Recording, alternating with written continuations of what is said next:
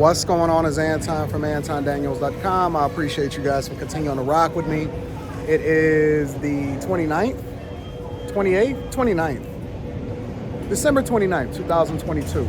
Getting my days mixed up. I'm on my way to Miami. This is a familiar scene for you guys as far as me being in the airport. Usually I would head over to the Sky Club over here, but I think that I'm gonna head on to the Sky Club over more closer to my gate. So I'm leaving a little bit early, so I'll be in the city taking care of business. I got some things that I got to take care of, and then I got some setups, got some interviews that I got to do. I don't like being in a rush. I like being proactive. So I'm actually flying into the city a little bit early, and then Rita and Leslie is going to meet me there, I think tomorrow afternoon, I believe so. So I'll just swoop them up from the airport, and then we'll go and enjoy the city. We got the Patreon meetup on New Year's Eve, so that should be awesome. And then sometime in the new year, I'll make my way back to Metro Detroit because we have some upcoming interviews that I'm gonna be dropping in the Patreon. I got a Patreon live stream that I'm gonna be doing, build the business. All of that ramps back up back in the new year. So we got all of that set up, all of that put together. If you are not a part of the Bag Chasers, make sure you click the link in the description as well as pinned to the top of the chat to be able to join the Patreon. And then in addition to that, you know what? I think I'm gonna walking and talking instead of jumping on the little metro rail or the tram. Should be a little bit better for the video and vibes. I'm just chilling, relaxing. I try to take care of everything a little bit ahead of time. So I'm always at least 1 or 2 days ahead for what it is that I'm doing and how I'm planning, so I'm not operating in a rush, right? But I'm inspired to give a little bit more context based off of a live stream that I seen yesterday. So shout out to Pocket Watching with JT. I think Pocket Watching with JT is an exceptional YouTuber, live streamer, and more importantly, a guy that I believe adds a lot of value into what it is that we're doing on here on these platforms, right? And he mentioned this when I was tuned into his live stream. And a lot of times I just like to chill, observe what people are doing. I don't always say stuff in the chat, or I might catch the restream. But I was watching him, I seen him mention something specifically, and he was talking about a black tax, right? And what people don't understand, because they're so immersed in their own cultural experiences, and they don't get out to be able to really experience what everybody else is talking about. They don't ask them questions. They don't see what other people are talking about. They don't see what their lifestyle is, what their cultural norms are. He mentioned a black tax, right? So for those of you that don't know, it's kind of like, it's this thing that's not really talked about, but it's understood amongst black culture. And even a lot of black people has never really heard of the term black tax. And black tax, just to, set the stage for this conversation, is your parents and the people before you did not plan effectively. Now, some people are gonna take it one way, and I'm gonna spin it from my perspective based off of what I see as a person that has been able to pull themselves up by their bootstraps and did get the foundation. I'm gonna give you the insight and information based off of how I see it. So basically, they didn't do what they were supposed to do prior to you, but then they expect their children to take care of them based off of the fact that their children are successful, or they had a lot of children and they expected for one or more of them to be successful, which then would justify them not doing what they're supposed to do financially because they say that you're their investment. So then they pass that requirement onto the children. Now the children may not be as successful as the parents think that they are, right? Because like, for example, when you take into consideration inflation, cost of living, debt, all of that, a kid may make $100,000 a year. And everybody say it's this magical number of $100,000 a year. Well, we know that inflation is real. And then when you take into consideration on top of that, that after taxes, $100,000 in most cities is somewhere between $67,000 and $70,000 a year, right? That's not including any student loan debt that they may have to pay off as a result of getting educated, and their parents didn't set aside money for them to get their education or anything like that.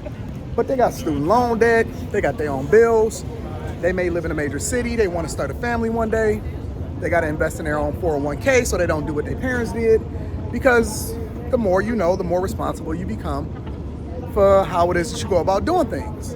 So as a result, they have a level of responsibility that they have to take care of for themselves. But then on top of that, their parents are expecting for them to contribute every month, sometimes every week, and supplement their lifestyle in order to make sure that they're taken care of. And that's what you call a black tax. It's an obligation, a moral obligation that's placed upon you, or that's pressed down in you since you were little, that if you are successful, then you have to make sure that everybody around you are successful also. And the black tax doesn't just extend to the parents, but it's something that's expected from the parents' perspective more often than it is from your friends.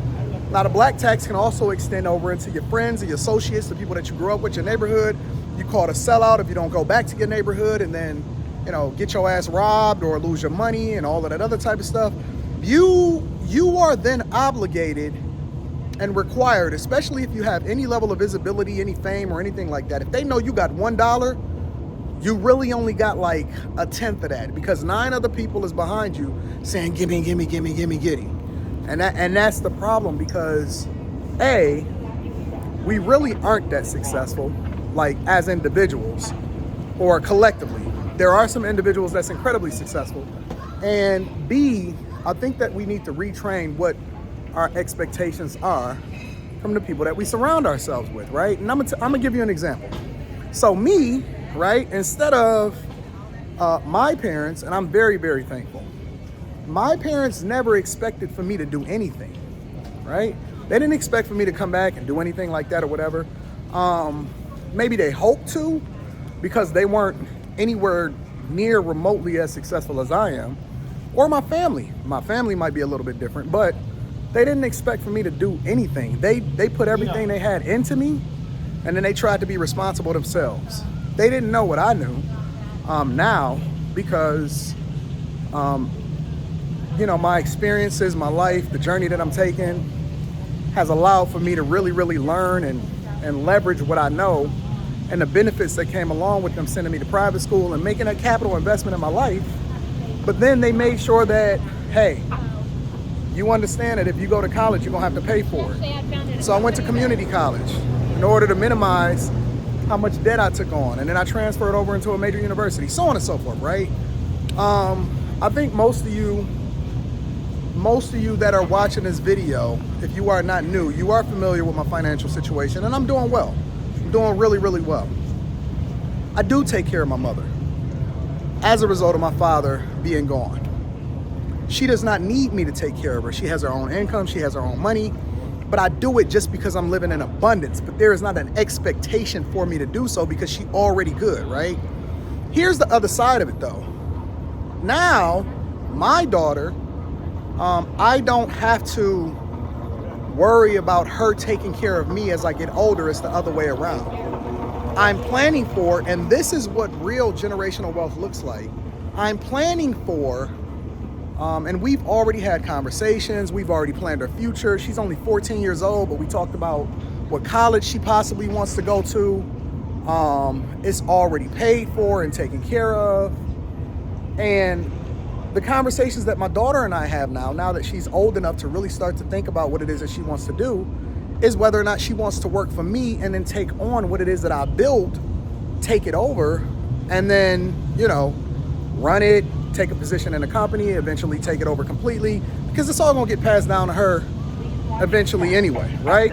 But my point is that the parent is supposed to be the springboard, and the legacy is supposed to be left to the children. The children should not be burdened as they go through their entire life as to minimize the amount of success that they can have or how much that they can invest in themselves as a result of the parents. And I don't like that. I don't like the idea that, and I hear this junk all the time. Well, and when I was on the Dr. Phil show, this guy said it, and I don't even remember if they edited that in or not.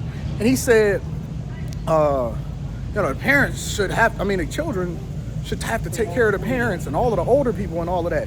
And I'm saying, no, you made bad decisions. At some point, we have to stop passing on these generational curses so that people can actually thrive. And I don't even think I think is more pronounced in the Black community, but I don't think that it's as pronounced in other communities. And that it shouldn't be the expectation now. If it just so happens because the child is living in abundance and they wind up becoming incredibly successful and the kid turn around and take care of the parents, that's one thing. But to require it, regardless of how successful the kids become, it becomes a burden. And it's unfortunate that a lot of times we have to pass the buck on to our kids just so we can be more comfortable. And then we just pass on these generational curses because then it just becomes compounding. And then the next generation have a bunch of debt and all you got to pass on to your kids is a bunch of debt. And then they justify it by saying, well, I made an investment in you by taking care of you your whole life. That's what you're supposed to do. The kid did not ask to be here. They should not owe you anything as a result of living based off of the fact that you gave them life because they didn't ask to be here in the first place. I hate that. And Pocket Watching with JT said something yesterday. He said, well, I fed you a hot meal. No, the school and the taxpayers in a lot of these instances and social services and all of these places, they're the ones that supplemented my lifestyle. Not me in particular, but a lot of these kids, they supplemented these kids' lifestyles. And that's why during the pandemic, you've seen a lot of these kids going hungry because the parents didn't actually have the resources to be able to take care of kids. And then people will turn around and say, well, Anton,